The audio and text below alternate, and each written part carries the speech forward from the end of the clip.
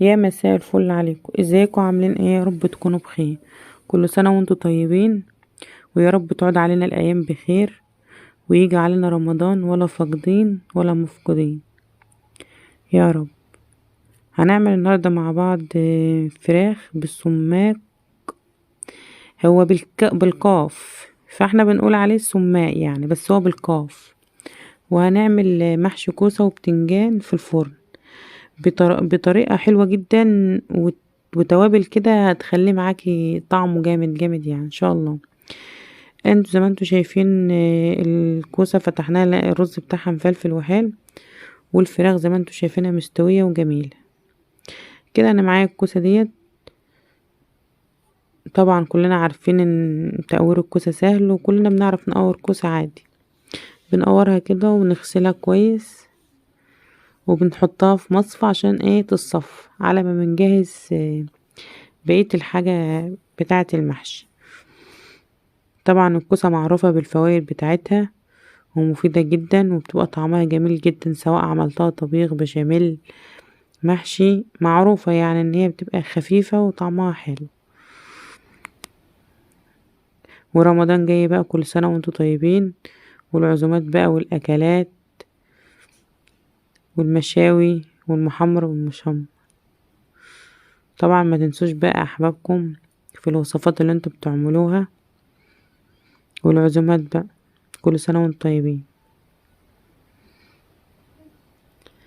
البتنجان عشان يطلع معاكي من جوه وانت بتقوريه كده، يعني اللي جوه يطلع حلو وسهل. اعمليها بايدك كده يعني ايه، اللي فيها وافضلي ايه زي ما انت هتشوفوا دلوقتي في الفيديو. هتحس ان اللي جوه بقى قطعة واحدة، هتيجي تقورها تطلع معاكي سهلة خالص. انا هعمل دلوقتي قدامكم واحدة او اتنين. طبعا لو اول مرة تشوفيني ما تنسيش اللايك والاشتراك في القناة، او تفعلي زر الجرس عشان يوصلك كل جديد. اعملي البتنجانة كده بالظبط كده، هتطرى معاكي وهتطلع، واللي فيها يطلع معاكي سهل خالص. يعني زي ما انتوا شايفين بوريها لكم، هي طرية جدا من جوه. امم طلع قطعة واحدة.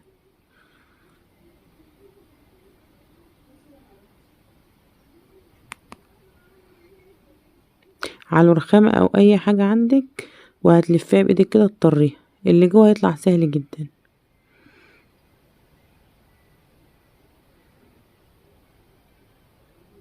بالشكل ده كده.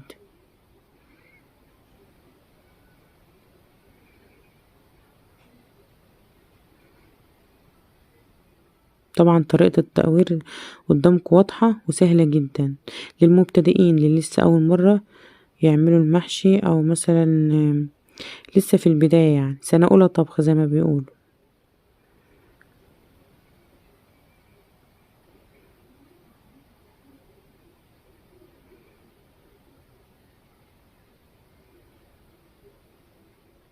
كده بقى هنغسلها واحدة واحدة، تمسكي واحدة واحدة تغسليها وتحطي صباعك فيها كده، لو في اي حاجة تطلعيها، وفي مصفى كده وايه، وتقلبها بالشكل ده.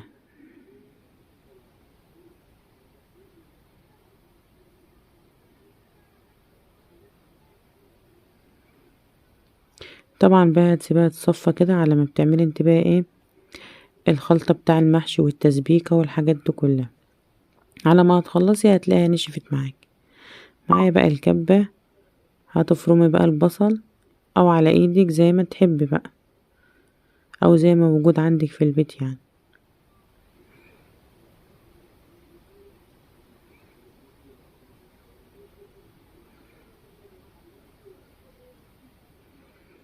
تابع معايا الفيديو للاخر، هقولك على حاجات بسيطة كده في المحشي هتخليه معاكي خطير.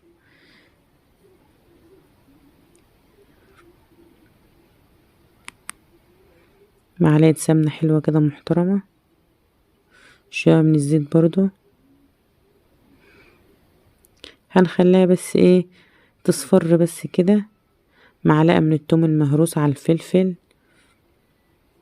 بعد ما خلاص يعني معلقة التوم ديت تخليها في الاخر عشان ايه ما تتحرقش مع البصل.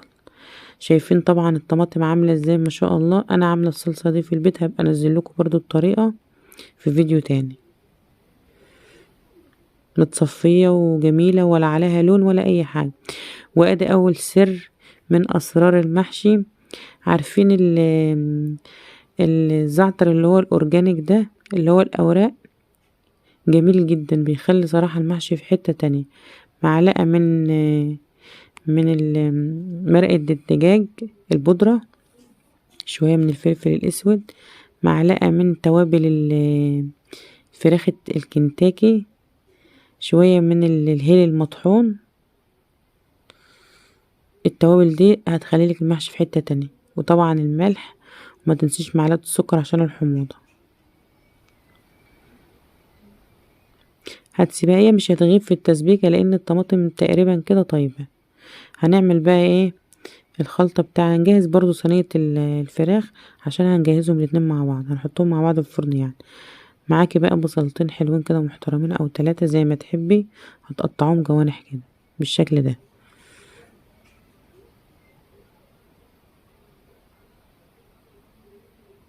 هنعمل برضو صينية فراخ بالسماق، هو بالحرف القاف، ممكن تقول عليه سماق او سماق، بس هو بحرف القاف يعني. هنحط 3 معالق حلوين معتبرين كده محترمين، او عايزة تحط 4 ماشي. معلقة من مرقة الدجاج بودرة، شوية من الفلفل الاسود، معلقة برضو من الهيل المطحون او الهيل المطحون او اللي هو الحبهان. هتقلبي الطب ده كله ده مع بعضه. خلي بالك لان السماق بيبقى ايه مزز شويه. برضو الزعتر الاورجانيك ده بس خلي الاكل صراحه جميل جدا، جربوها والله على ضمانتي. يعني اقول نص معلقه من توابل الفراخ اللي هي الكنتاكي، على فكره بتبقى حراقه جدا. في منها اللي هو مش حراق وفي منها الحراق، دي حراق عشان كده ما بكترش منها. هتجيبي صينيه عندك، هتحطي نص البصل في القاع كده، وهتحطي الفراخ والنص التاني عليها. هتنزلي بقى بكمية البصل التانية كده،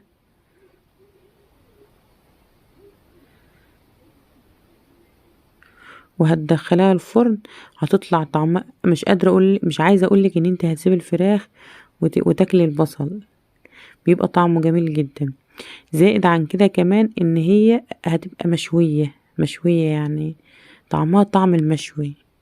هتحط بقى رشة من الزيت حلوة كده، وتدخلها الفرن بقى على نار هادية. معاك دلوقتي التسبيكة طلعت زي ما انتوا شفتوا ما شاء الله، حمرا وشكلها حلو وجميل. هنغسل 3 كوبايات من الرز. انا بحتفظ بالخضرة كده وبتغيب معايا وبتبقى جميلة جدا.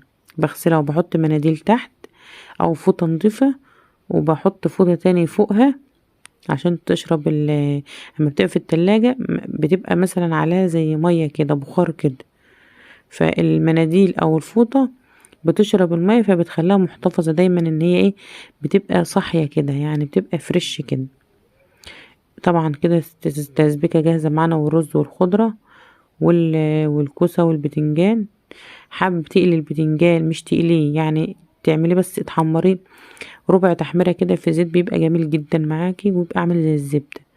عايزة تعمليه كده، انا كده كده هحطه في الفرن وعاملة حسابي ان هو كده كده هيتحمر في الفرن، فانا ما حمرتهوش يعني. طبعا التسبيكة جميلة اهيت وحمرة وحلوة وطعمها خطير. هنحشي بقى ونرصه في الصينية، وجربوا المحشي في الفرن بيبقى جميل جدا، سواء بكرنب ورق عنب، بيبقى حلو صراحة المحشي في الفرن يعني. طبعا احنا مش بنحشي الصباع قوي لان الرز بيزيد.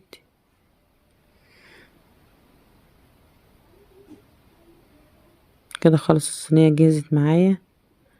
هزودها بقى الشوربة او المية. انا كده كده حاطه فيها التوابل كلها اللي هتخليها طعمها حلو. شويه من الصلصه بقى كده وهحطها برضو في الفرن. طبعا انا كده كان معايا شويه صلصه فاضلين يعني، حطيتهم على الفراخ من فوق كده. وهرجع تاني اشيل الفراخ دي احطها في صينيه اصغر شويه وعاليه شويه عشان الفراخ تستوي كويس وتتحمر حلو.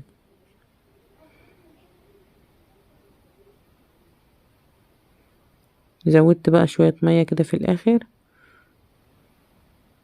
طبعا انت ايدك نضيفه ومغسوله حلو، وانت اللي هتاكلي فطبيعي بتبقى ايه، لازم تحطي ايدك كده في الاكل.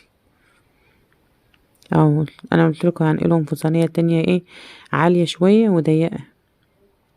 هنزل بقى انا بالصوص ده كله. الصوص ده صراحه يعني هتسيب الفراخ وتاكل الصوص ده، بيبقى طعمه جميل جدا. جربوا الطريقه دي، الطريقه حلوه وجميله ومش صعبه ويعني حلوه.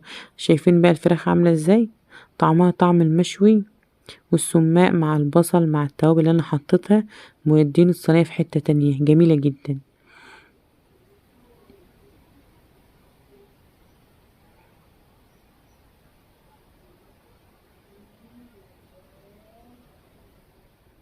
قولوا له رأيكم، بجد رأيكم بيهمني. ولو أول مرة تشوفوا القناة اشتركوا فيها وفعلوا زر الجرس، وقولوا له رأيكم بجد في التعليقات. في رعاية الله، مع السلامة. وده الشكل النهائي.